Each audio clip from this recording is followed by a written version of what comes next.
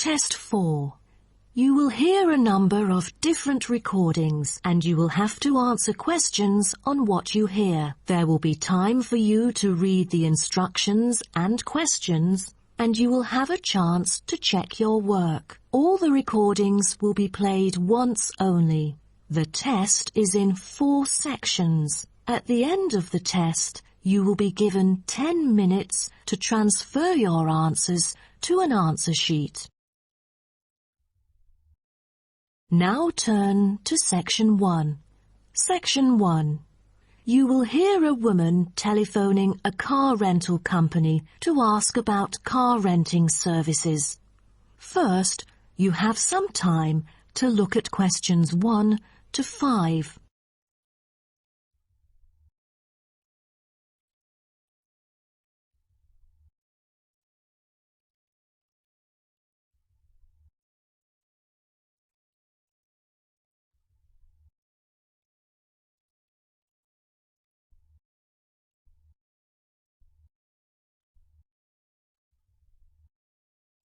Now we shall begin. You should answer the questions as you listen, because you will not hear the recording a second time. Listen carefully and answer questions 1 to 5. Hello. First Choice Car Rental. How may I help you? Oh, good morning. I'm calling for some information about your car renting services. I'm an American and I will be going on a family holiday to your city from Ohio next month. Okay, no problem. It's our pleasure to serve you. Could you please tell me your name and contact information first? I'm Caroline. That's Caroline.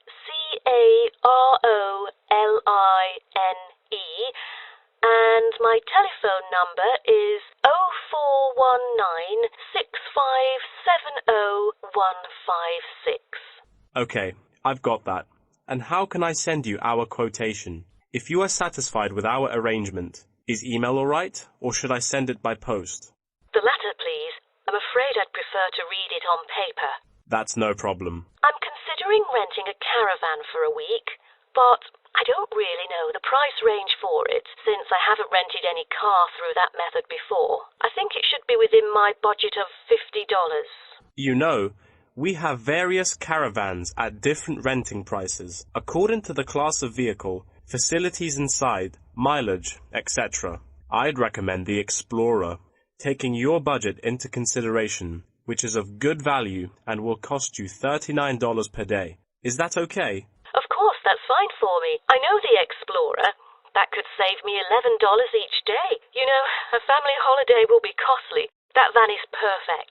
I'm glad that you like it. So, do you have any particular requirements about your room in the van? How many beds are there? 1 twin bed. But there are 3 of us. My mum, daughter, and me. So, can we add another bed? No problem. For the facilities, I think a kitchen is the most important. And, of course, the stove. Before you hear the rest of the conversation, you have some time to look at questions 6 to 10.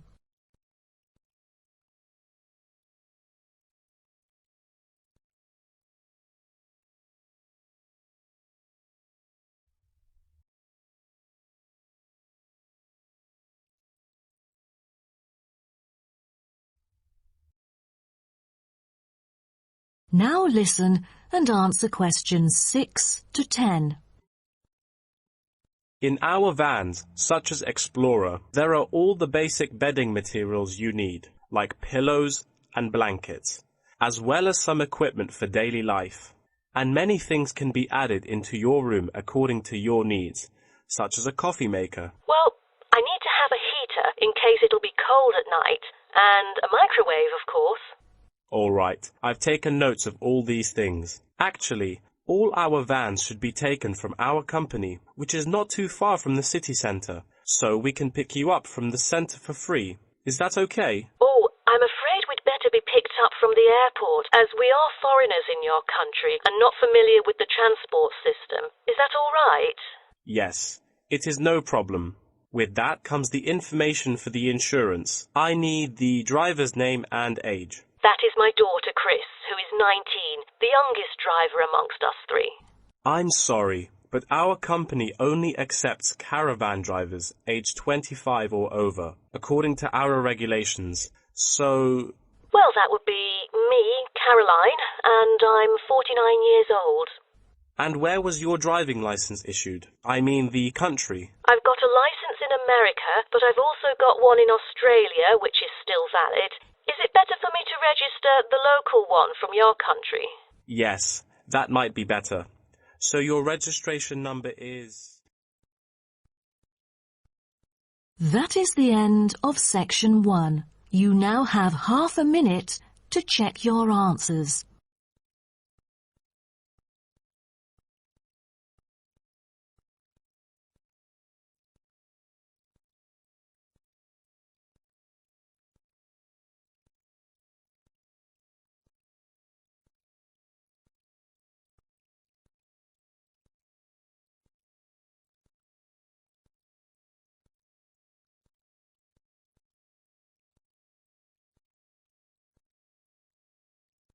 Now turn to Section 2. Section 2.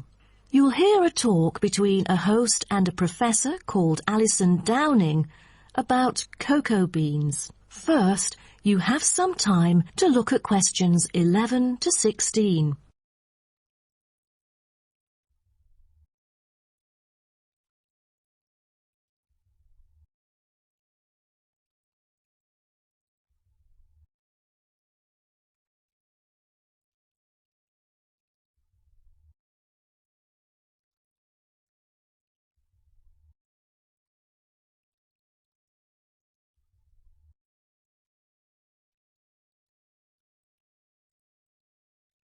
Now listen carefully and answer questions 11 to 16. Hello and welcome to today's talk. Here with me is the famous botanist, Professor Alison Downing. So, Alison, tell us something about cocoa beans. Cocoa beans, also called cacao beans, are the primary constituent in making chocolate. Grown in tropical areas in South and Central America, West Africa and Asia, the cocoa tree is often raised on small family-owned farms. When the harvested pods are opened to expose the beans, the pulp and cocoa seeds are removed and the rind is discarded. The pulp and seeds are then piled in heaps, placed in bins or laid out on grates for several days. During this time, the seeds and pulp undergo a process called sweating, where the thick pulp liquefies as it ferments. The fermented pulp trickles away, leaving cocoa seeds behind to be collected. This is when the beans are harvested, and then the bags holding them are ready to be transported. But the most important step in processing the cocoa bean is cleaning it. Once the beans are unloaded from the railroad cars, the packages are opened and then weighed by machines. Then the pods are split and the seeds or beans are covered with a sweet white pulp or mucilage. On arrival at the factory, the cocoa beans are sorted and put in a hopper to be cleaned more rigorously. The wet beans are then transported to a facility so they can be fermented and dried. They are fermented for 4 to 7 days and must be mixed every 2 days. They are dried for 5 to 14 days, depending on the climate conditions. The fermented beans are dried by spreading them out over a large surface and constantly raking them. Then the beans are ready to be roasted. Now, roasting takes place at a high temperature, and then the beans are boiled in a heated chamber. During the roasting process, the beans will be expanded and cracked. But prior to this, the beans are trodden and shuffled about using bare human feet. During this process, red clay mixed with water is sprinkled over the beans to obtain a finer colour, polish and protection against molds during shipment to factories in the United States, the Netherlands, the United Kingdom and other countries. Now, back to what I was saying. After the beans are cracked, they need to be cooled. Then the roasted beans are sealed in pockets. Before you hear the rest of the talk, you have some time to look at questions 17 to 20.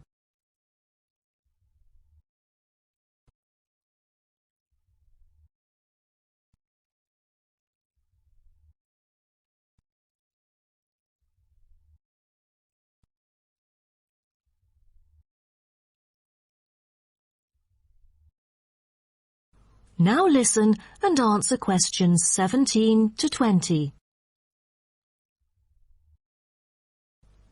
Wow, that is not a simple process, is it? But someone told me that different roasting levels of coffee can lead to different kinds of flavors. Yes, roasting coffee transforms the chemical and physical properties of green coffee beans into roasted coffee products. The roasting process is what produces the characteristic flavor of coffee by causing the green coffee beans to change in taste. Unroasted beans contain similar, if not higher levels of acids, protein, sugars and caffeine as those that have been roasted, but lack the taste of roasted coffee beans due to the Maillard and other chemical reactions that occur during roasting. The vast majority of coffee is roasted commercially on a large scale, but small-scale commercial roasting has grown significantly with the trend toward single-origin coffees served at specialty shops. Some coffee drinkers even roast coffee at home as a hobby in order to both experiment with the flavor profile of the beans and ensure the freshest possible roast. So here, I'm going to introduce some of these roasted coffee beans and their special flavors. Now, the first crack is lighter bodied and has a higher acidity level with no obvious roast flavor and is popular for its special mild taste. This level of roast is ideal for tasting the full original character of the coffee. The green beans are raw, unroasted coffee beans. They are strictly hard beans with a smoky flavour and are slightly acidic.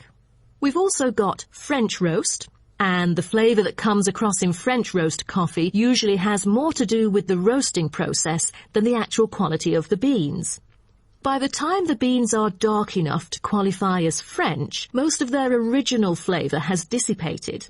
In its place come the flavours of caramelising sugar, bittersweet coffee, and often a bit of chocolate.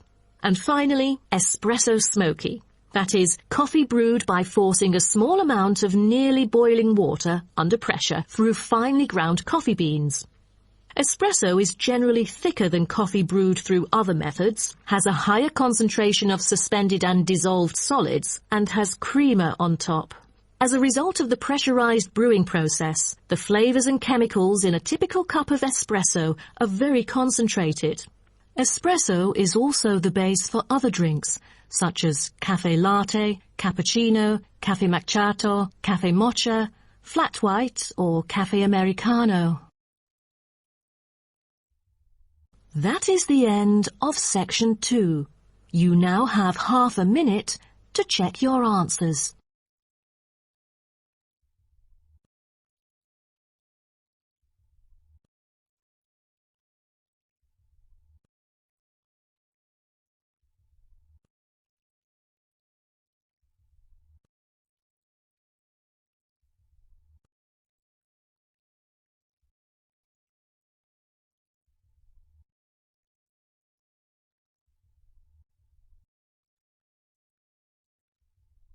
Now turn to section 3. Section 3. You will hear two students talking about the MOA with the lecturer. First, you have some time to look at questions 21 to 26.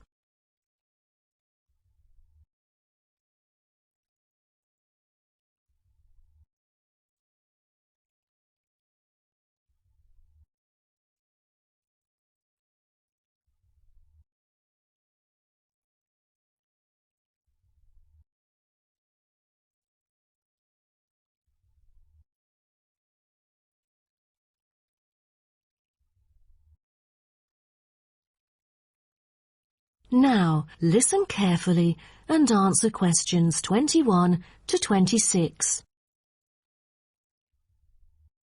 Thank you all for coming here today to hear about the moa, a kind of animal which has been extinct for a long time?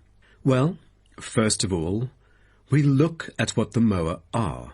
The moa are 9 species of flightless birds endemic to New Zealand. They were the dominant herbivores in New Zealand's forest, shrubland and subalpine ecosystems for thousands of years. But around 500 years ago, they all went extinct. When I mention extinct animals during ancient times, you may immediately think of dinosaurs, which disappeared around 66 million years ago. Fossils of dinosaurs, which we use to study, are large in number, but not many of those of moa remain, though both animals appeal to people today. So, the moas sound more mysterious now. But sir, I've got a question about these flightless birds. How can we distinguish them from other birds? That's a good question. Birds are commonly characterized by being warm-blooded, having feathers and wings, usually capable of flight, and laying eggs, while the flightless moa, until their extinction, were the largest birds in the world. Their heads are relatively small in relation to their bodies, and they are the only wingless birds lacking even the vestigial wings and substantial tailbones in their family. That's impressive, but were they born to be like that? I mean, when they were chicks? Yes, absolutely. So let's move on to the chicks. The eggs of moa were laid in nests and incubated for about 2 months. The chicks would be well developed upon hatching, and probably would be able to leave the nests to feed on their own almost immediately. I've heard that the male moa are thought to have incubated the eggs. Is that true? I think there is a possibility for that. I've read somewhere that the sex-specific DNA recovered from the outer surfaces of eggshells suggested that these eggs were likely to have been hatched by the male, but we still need to consult more. But I have a question. There has been some occasional speculation that the moa were still alive, because someone said they had caught sight of them in New Zealand in the late 19th century, or even the 20th. Do you think it's possible? I'm not amazed by that, since that kind of thing has been claimed several times. But I find it funny, because no reliable evidence of moa tracks has ever been found, and experts still contend that moa survival is extremely unlikely. So what was the reason for the moa's extinction? I wonder if it was global warming or some other factors related to their living environment. Well, before the arrival of human settlers in New Zealand, the moa's only predator was the massive Haas eagle. Then the Maori arrived sometime before CE 1300, and all moa genera were soon driven to extinction by hunting. What a horrible thing. Before you hear the rest of the talk, you have some time to look at questions 27 to 30.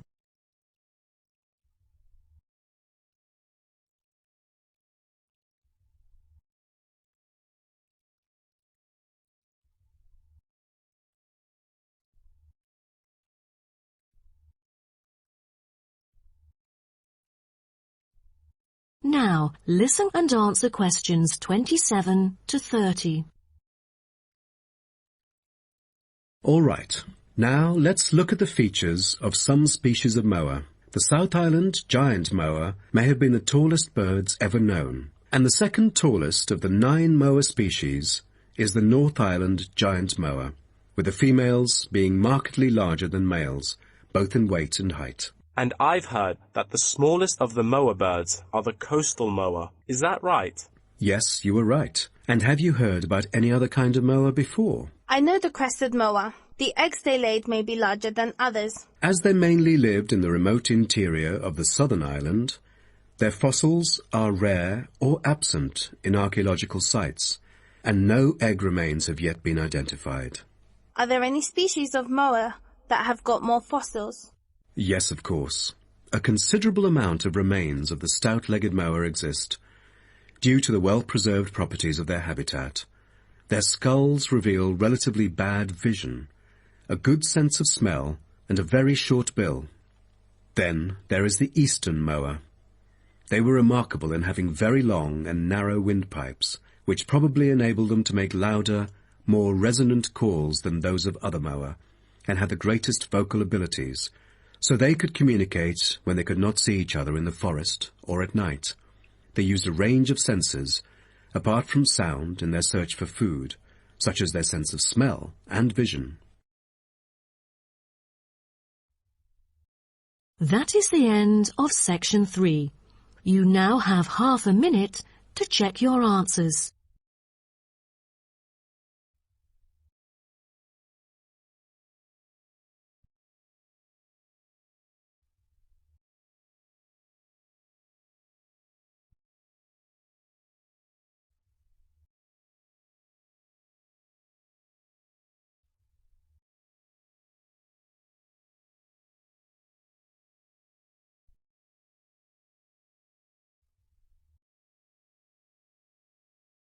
Now turn to section 4. Section 4.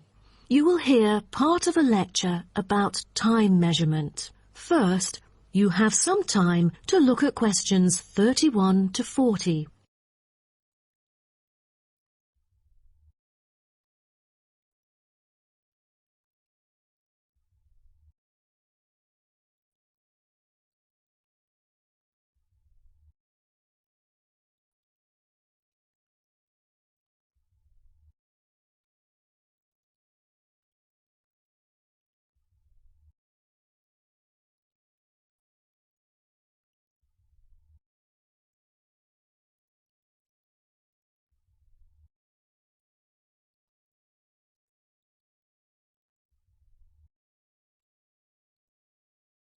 Now, listen carefully and answer questions 31 to 40.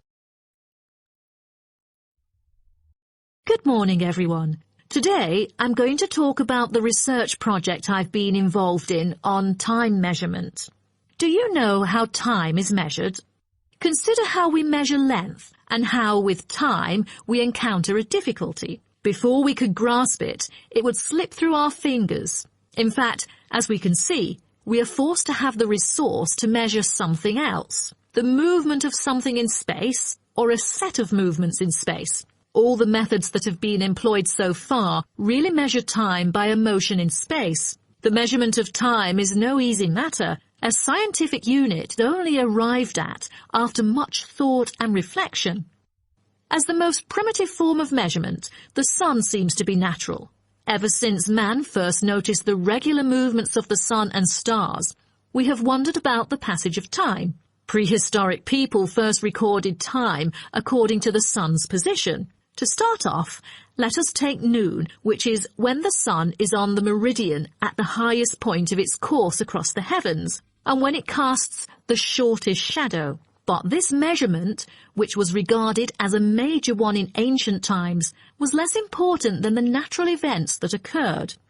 The earliest natural events that had been recognized were in the heavens, but during the course of the year there were many other events that indicated significant changes in the environment. Seasonal winds and rains, the flooding of rivers, the flowering of trees and plants, and the breeding cycles or migration of animals all led to natural divisions of the year, and the further observation and local customs led to the recognition of the seasons. Years later, precise measurements were invented because the passage of time was extremely important for astronomers and priests who were responsible for determining the exact hour for daily rituals and for important religious festivals. Apart from the connection with religion, accurate time measurement was also related to the government, since they divided the day or the night into different periods in order to regulate work and various events. For thousands of years, devices had been used to measure and keep track of time. The current sexagesimal system of time measurement dates back to approximately 2000 BCE from the Sumerians. It was found that the earliest ancient timekeepers were mainly invented and used in Mesopotamia, where the water clock was introduced from, as well as in North Africa, especially in the area of ancient Egypt.